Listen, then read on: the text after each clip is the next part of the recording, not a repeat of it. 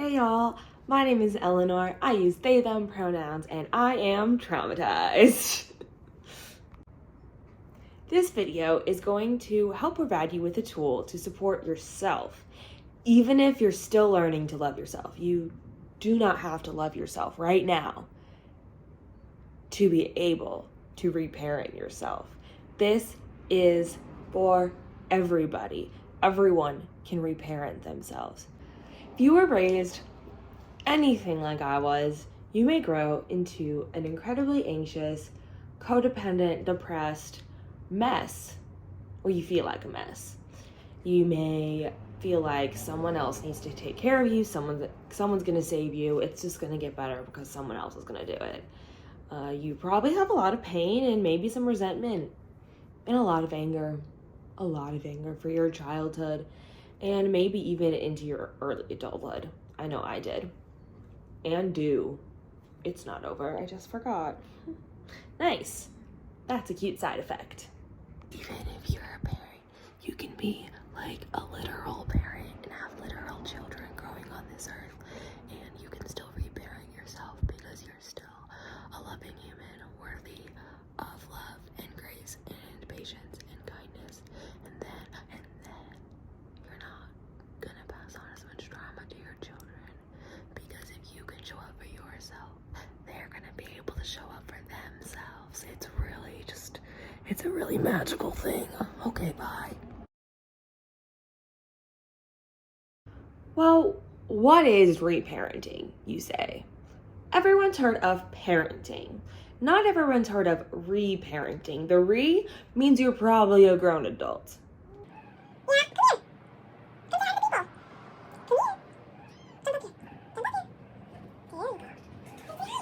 Me? I'm 26, living with my cat Sig. Say hi. Sig says, please reparent yourself. Well, what is reparenting? So this is a tool you can use to be more gentle with yourself, process present and past life events, motivate and prioritize your needs and your wants, and live life feeling more full. Reparenting means just to parent yourself again. Okay, so why do we need reparenting though? Like, I'm fine, right? I turned out fine. Like, maybe. And a lot of us are traumatized. But are you kind to yourself? Are you patient with yourself? Do you treat yourself like either a child that you love, like your own child, or do you treat yourself like the love of your life, like you would treat your partner or partners if you're polyamorous? If the answer is not yes, then you can use reparenting. When I realized I had an entire life full of wild trauma, I was 22. I was 22, I think. Yeah, I was 22 years old. I was a kindergarten teacher and I was living with an abusive partner. I left an abusive relationship, came to this house where I'm at now. It used to be all landlord white. Painting has helped. Painting my house was a part of reparenting for me. I took what I knew I needed as a child: love, safety, stability, and I wanted to give that to myself now. I was finding myself stuck, waiting for someone else to help me. I was at my very lowest. My therapist at the time wasn't meeting my needs and was really just like not a good therapist. She claims she was trauma informed, but then also told me that I only have one family, even though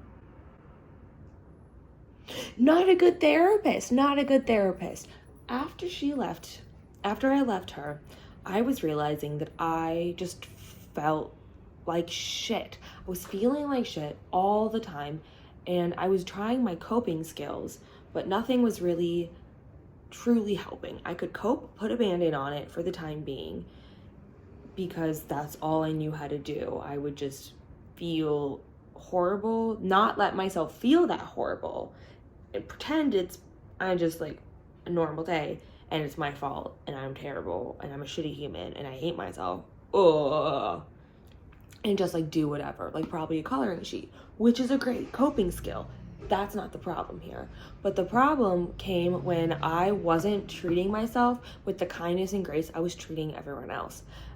Well, I was treating all my children with love and grace and compassion, albeit not as many boundaries as it needed because I didn't even know my boundaries.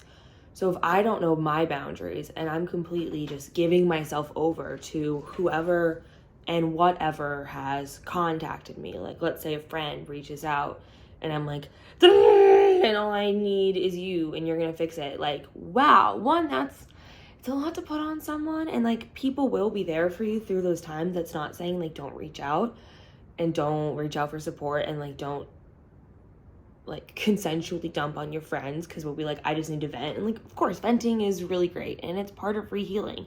It's also something you can do with yourself. Talking to a friend is absolutely a great solution. But I was still stuck. I was still finding myself in these repeat habits of shame, guilt, not eating, not taking care of myself, not caring. I cared about so much. I wanted to get better, but then I wasn't actually doing anything that would get me better and would help me feel better until I found reparenting. Let's say you found yourself in an anxious moment. You don't really know what is going on. You don't know what you're feeling. You don't know what to do. I need to ground myself in this moment. So I'm getting this weighted guy. It's a Warmy and it has these little things and it helps me just ground. I can hold on to it and fidget. That's a part of reparenting. That's something I didn't have before. I had stuffed animals, but were they really like something that I could bring around and get comfort from? Like, not as much. And I didn't have all these comfort items around me that I really do need. And I find benefit from having stuffed animals and things I can grab onto that are different textures and feeling them when I'm anxious. You can literally hold it up to yourself and rock when you're anxious.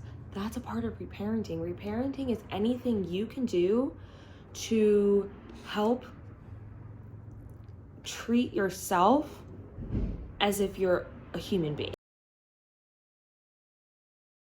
If you find yourself really anxious, pause. You notice that. Key is to notice, because if you're not noticing and observing these things happening, like you're observing your thoughts, you're observing your feelings, and you're kind of in that, you may not be grounded, but you can kind of figure out or try to stay anxious, depressed, overwhelmed, overstimulated, and then start to take care of those things. So I think, okay, I'm anxious. What do I need right now? Probably water. It's not cut and dry, right? There's a lot that comes into mental health, but this is something that you can apply. Okay, I didn't get the parenting I needed, didn't feel safe, didn't feel regulated, didn't get to express my feelings, didn't get to all those things, right? It takes a lot of practice. If you view and talk to yourself as if you were a parent to your inner child or to a child version of yourself, even imagining, I know a friend that does it like they're the love of their life, they're their own spouse. How would you speak to them? Would you be ridiculing them for feeling a certain feeling? Would you want them to just be sad and like want to blank themselves? Like, no, you want to take care of them. So let's bring that to you. What would you want a partner to do? Is it a blanket? Is it a stuffed animal? Maybe a cozy pillow. This one has emotions. You can start labeling / naming your emotions. Something that really helps is noticing. So the more you're able to notice how you feel, notice what's going on, notice your energy, notice your body needs, the better you're gonna be able to do this, because you're gonna, and it gets easier. It takes a lot of practice, But every single time you do it, you're helping. Every single time you have a thought that makes you uncomfortable, what are we doing to fix that, right? Like, what actions are you now doing as, oh, I noticed this thought. Okay, here's the thought. Like, here's your brain. It's not connected. Oh, I noticed this thought. Like, let's notice it, right? Like, let's look at it. And then the reparenting comes and you help it, and like you make it, and then the thoughts are like regular things and they're not like this added stress. I don't really know if this hand metaphor worked, but if it worked for you, leave a comment down below. I don't really know. We'll find out. Okay, so overwhelm. Do you feel overwhelmed with the possibility of needing to care for your thoughts and yourself? Yeah, I did too. I still feel overwhelmed sometimes, but it's the little things. Your parents didn't have to be, no parent has to be perfect. I'm pretty sure it took like, 30% of getting your needs met to mean that you're gonna have like a secure and decent attachment. 30%. That's what I heard. That's the last I heard. That's the bare minimum.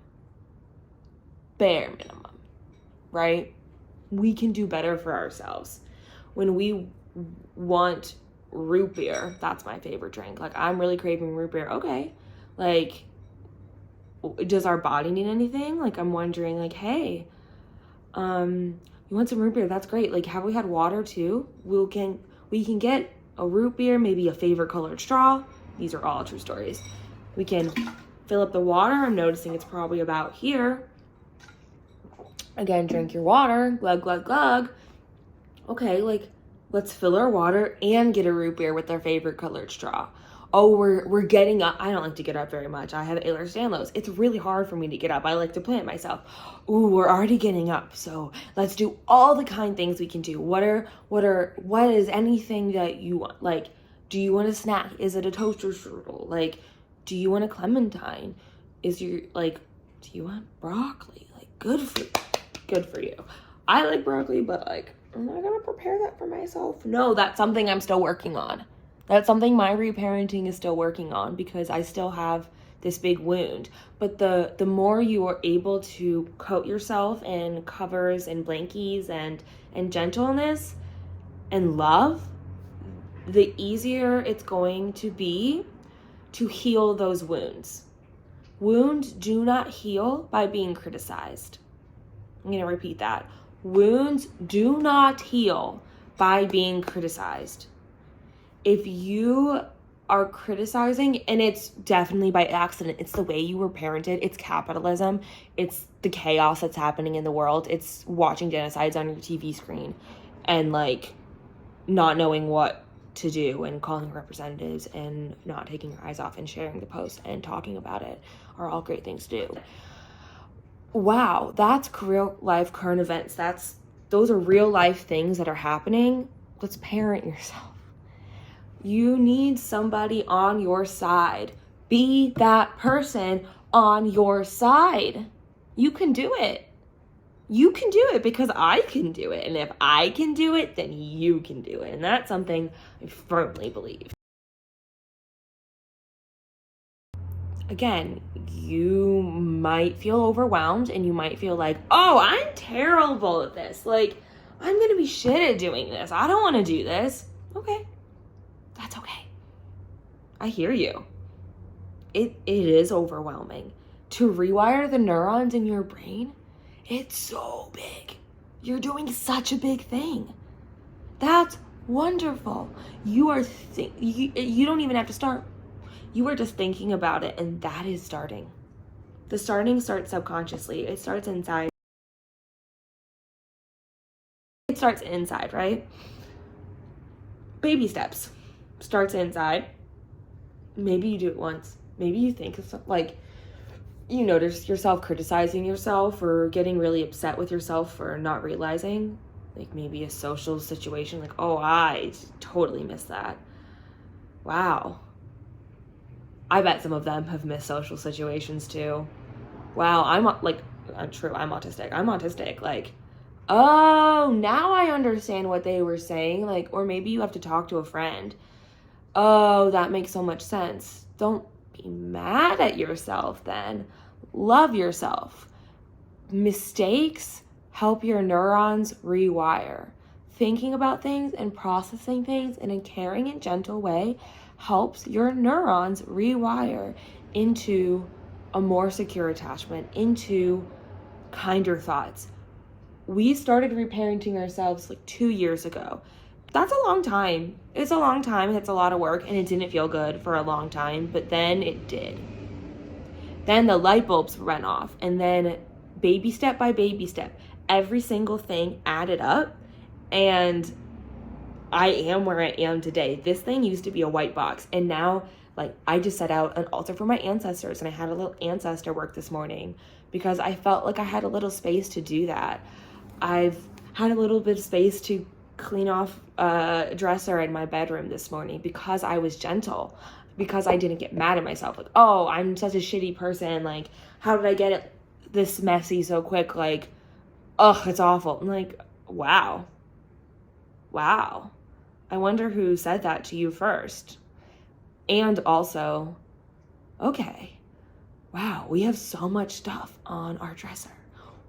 What can we do first? What baby step can we take? Trash. Always do trash first. Let's take out the little bit of trash. Maybe you you found something really cool and sparkly, like you put it somewhere special. And doing it one little thing at a time, because all those little things add up.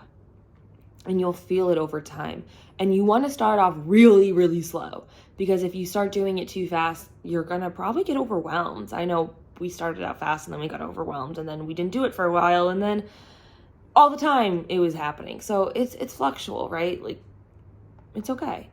Things come in cycles, and everything in tiny baby steps. That is the only way that we found anything to be effective, but especially reparenting.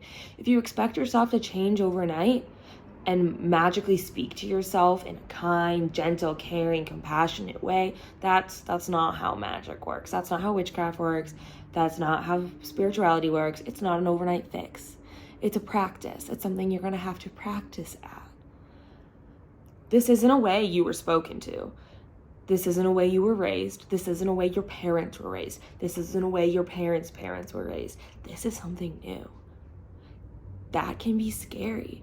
And just like your trauma, and you can't undo an entire lifetime of trauma overnight, you can't magically be this perfect reparent to yourself. Honestly, there's no such thing as a perfect reparenting.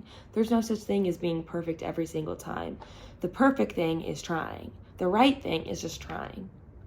Doing your best try then, because our days fluctuate. Sometimes you're really exhausted and you just need to sleep, and maybe you only realize a couple of times that you weren't speaking to yourself so kindly, and you kind of adjust that and you give yourself some of those treats. And sometimes you think of zero. You don't even realize that it's happened. It's been 2 weeks. Oh, wow. So you start again. That's life. That's the wheel of fortune there. That's the cycle, that's the journey, and that's how it helps. This was a thing that we spoke about in my education classes in college. Hi, Editing Eleanor here to say that I didn't really explain this concept very well. Basically, in education and in learning, just in general, you learn things cyclically. And so you start with the very basics. Like in kindergarten, you learn the letter sounds, and that's very important skill building. And you start learning the digraphs, ch, sh, wo, things like that. And then you continue and grow. In first grade, you kind of have to go back to those a little bit. You learn more digraphs and you build on that. And in second grade, you keep building on that, and you build this like phonics skills that you grow throughout all the years to be able to make words. And so you always go back and you cycle back to the same things, but you might be able to think about it a little bit bigger, a little bit different. You might be able to apply it to bigger, longer, more complex words, things like that. That's how we are too. That's how life cycles are. That's how nature is. We are part of nature. Nature is part of us. They're hand in hand. So every time you do it, right, you're getting better, and then it gets hard and you're getting like, it's this cycle, and you're going to go back to the same thoughts. And every time you go back to that same thought, you're a little bit better at it. You're a little bit better at it. You're a little bit better at it till your wheel is really big and you know all this stuff and you're really good at it. That's how learning works. So if you can take these small steps to help yourself by doing the next right thing, walking yourself through this life journey, you're thinking about it and you're conceptualizing it, you take those baby steps, it's possible. I have hope for myself. I know that I will achieve. And that's not something I instilled. I have a dysregulated attachment, but I go back and forth of dysregulated and kind of secure with my therapist and with some of my friends and with myself. Like, it's pretty cool. And I'm not always that way, right? Like, again, it's this cycle of repeating and growing. But in those high moments, like, wow, I've made progress and I feel good and I'm really proud of myself. And that's not something like whoever would have said 2 years ago or 2 months ago. And I have all these goosebumps, right? Like, you can do it. And I'm just so excited for you because you clicked on this video. This is your baby step. You are starting. If you're hearing this video, just know it is possible, achievable, and life-changing. And I 100% fully believe in you. I love you. You can do it. Give yourself the love, the care, the support, the nurturing that you needed. One tiny baby step at a time, 2 deep breaths at a time.